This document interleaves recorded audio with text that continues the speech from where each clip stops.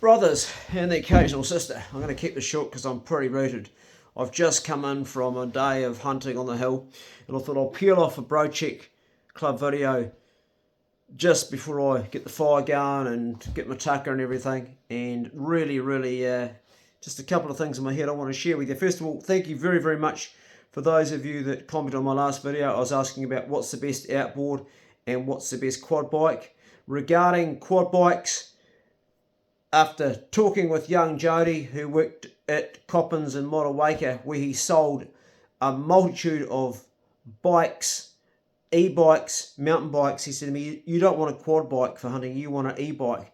And I thought about this, and the reality is that an e-bike will go a lot more places than a quad bike will go. It will go in places like tracks that you can't get a quad bike up, Department of Conservation tracks, private tracks, and it's quiet. And the other thing is I can also use it on the farm to go around, do a few laps to get the dogs fit. So that's going to be my crack on that.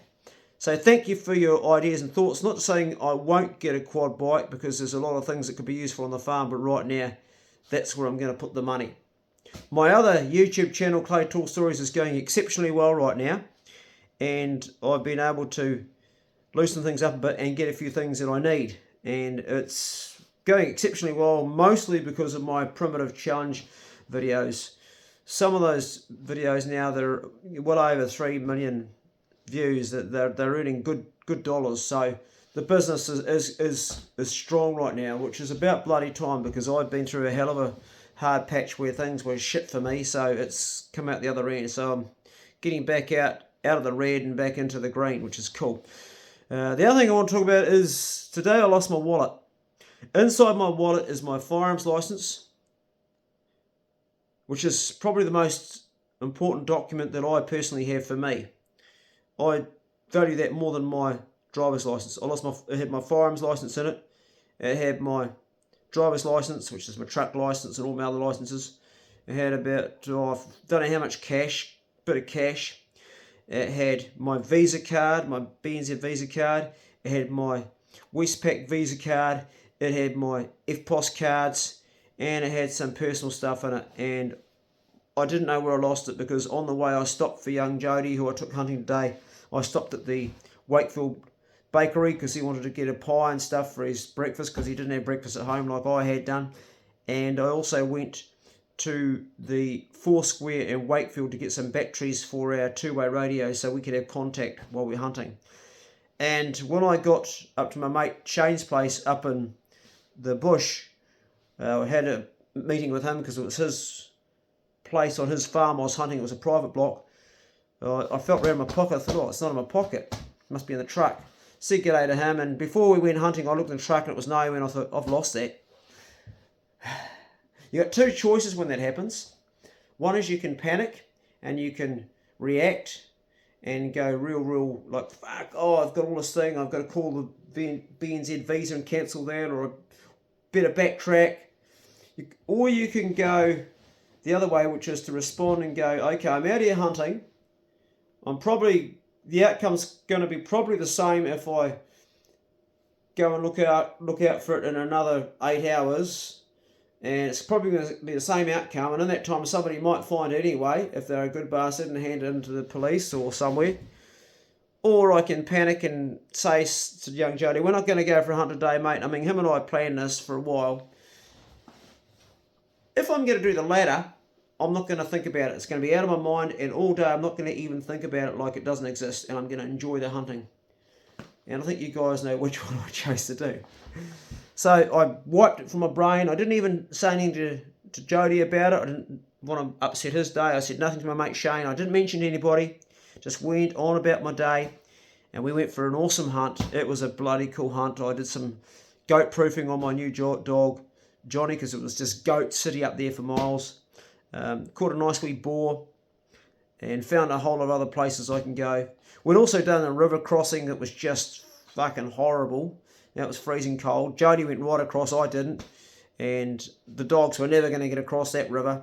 they would have floated downstream. So we pulled the pin and so went to plan B, which was to hunt my mate Shane's place. And Shane, thanks for being a good bastard and opening your home up for us. Shane's one of my mates, and he's in the GBC, he's in the Good Bastard Club.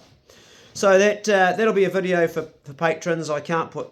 I've given up putting stuff on public now because it just gets taken down because it's got blood on it. I will maybe do a watered down version for the Brocheck Club, maybe in the future of that hunt if I get time, but that's a lot of time cutting more bits out. But I will do that for you good bastards in the GBC, that video of that hunt today, because I think it's quite fun. So the message today really was for you brothers, and the Brocheck Club is about finding solutions to problems. If you have something that you lose, whether it's your keys or anything, and I'm the worst at losing stuff. I would lose my balls if they weren't in a bag. I'm shocking. I lose everything. I just got this brain, it's always everywhere but where it should be. I'm always like thinking, what about this, and what could I create there, and what's that dog going to do, and I'm too fast, and I'm not so steady as I could be. I could do a lot better, and consequently I've lost my FPOS card. I've lost my driver's license. That's the third time I've lost it in my life now, and so I'm not good. But when I do lose something, I always make a pact with myself: don't panic or cause yourself stress, because the outcome either way is going to be the same. And the message is, if you lose something, anything, even if you lose a body part, like you lose your sexual function or your bladder because you get cancer, or you lose anything at all, learn to respond to the situation rather than react. Just be sort of pragmatic about it. Go through the steps of things you can do, the things you can change then and there, and don't beat yourself up or stress, because it just is horrible for yourself. I used to do it. I no longer do it. I always think, well, I'm going to be dead in 100 years from now. I'm going to be dead much sooner than that. But I always think, what's it going to matter in 100 years where my wallet is? It just doesn't fucking matter. In the big picture, it doesn't matter. And I don't want to make it everybody else around me their problem, because they've got their own shit to deal with. And I don't even want to make it my problem. I just want to get on with life. I want to say a big hearty thank you to Phil Bell, because when I got back, and we got back into range, I got a message. There was a whole lot of messages where he'd been trying to ring me. He's the bloke that owns the Foursquare in Wakefield. And somebody has picked up my wallet. I don't know whether it's still got all the money in it or anything, whether it's just an empty wallet and it's got just enough to identify it, because I still don't know, but I'm guessing it's probably got hopefully everything in it. I have lost my wallet before and got it back with just an empty wallet and a card with my ID. But I'm pretty confident, and I'm not even going to worry about that until I actually talk to Phil. So thanks, Phil. Phil probably doesn't watch this channel, but he's a good bugger. He's a real good bugger, and I like Phil. And so someone handed it in, and so all my worry would have been if I had worry, would have been complete waste of time, because I'm going to get it back. I didn't worry about it. I honestly did not worry about it one bit. And if I had, it would have been pointless. I've had friends that have lost their keys and they're panicking, like their car keys. Had a friend come over here. You watch the Brocheck Club, you know who you are. I won't say your name. You can comment below if you want to, but he came all the way from Australia to see me with his partner, and he got himself in an absolute tiz because he'd lost his keys.